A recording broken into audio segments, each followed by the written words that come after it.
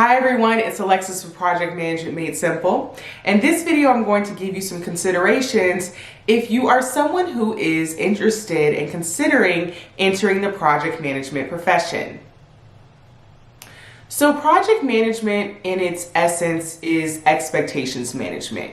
You are going to be balancing the expectations of your client around scope, schedule, budget, quality, with the reality of what the team can provide.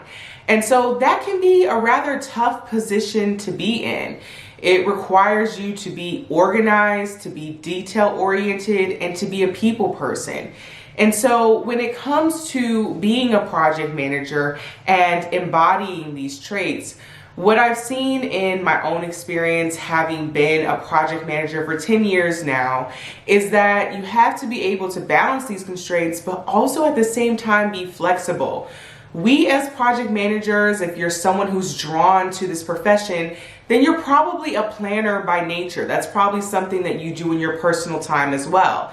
Speaking for myself, I know that I love to travel, and so I plan trips months in advance. This is no surprise to my friends when I try to organize trips for us that I'm planning months in advance.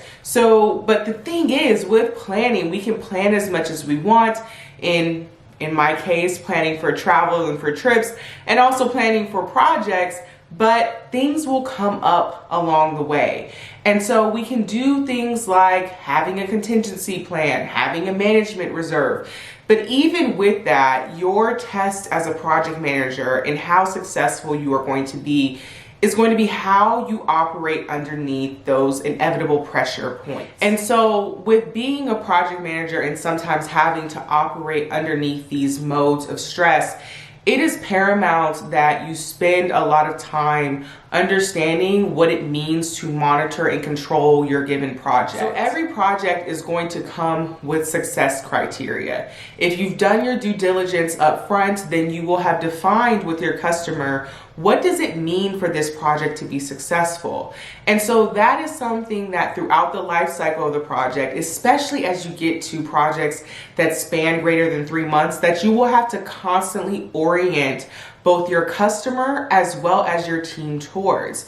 It can be very easy to start getting into the weeds of things, and naturally as you get into the weeds, you learn more. We have a certain knowledge set when we start the project, and it deepens as we go along the project life cycle. And so at that point, as a project manager, sometimes you do have to be what is known as the bad person, because you may be letting your customer know or your team know, hey, you're adding scope, so this means XYZ, it's going to affect the budget and it could affect our timeline. And so you'll have to get very comfortable with navigating that space, especially if you're working in knowledge-based projects where things can change rapidly, especially if you're building something and then showing it and there's more feedback. Being able to, yes, address that feedback, but also keep to the timeline is something that every project manager is having to face and having to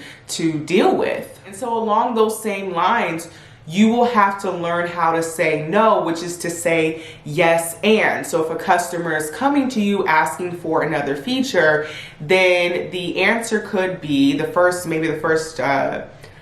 response could be something like, before we say yes to this, let me look and see how that's going to affect our timeline. So then that way they can know that you want to say yes to what they're saying, to what they're asking for, but you also want to protect the project that ultimately they're paying for.